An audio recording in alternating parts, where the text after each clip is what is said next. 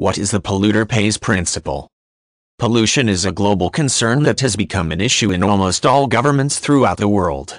While everyone living on the planet, and those yet to be born, pays the price for pollution in a metaphorical sense, governments have had to develop laws that address who will pay for pollution in real-world dollars. Many governments have adopted the polluter pays principle when addressing the cost of pollution.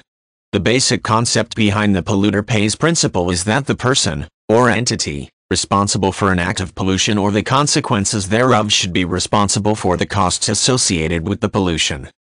The issue of pollution is a relatively new one in terms of politics and government legislation.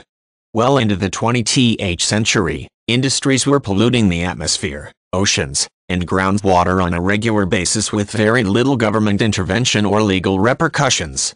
With the social awareness of the 1960s and 1970s in America came an awareness of the fragility of the planet on which we live as well, something that many scientists and environmentalists had been trying to point out for some time.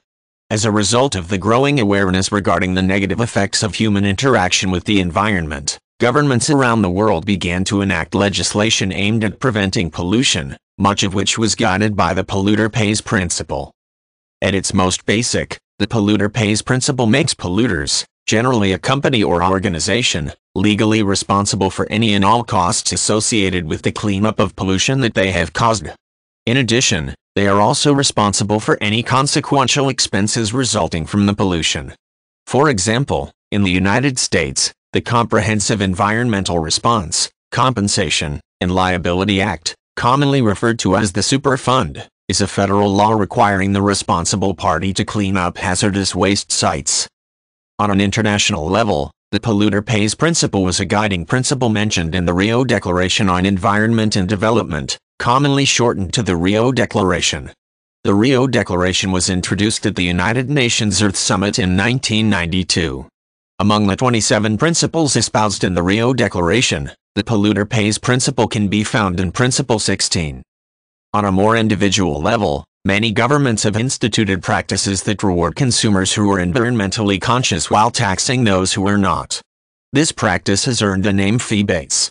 California, for example, introduced a bill in 2008 known as the Clean Car Discount Program, which imposes a fee on the purchase of vehicles with a high carbon emission.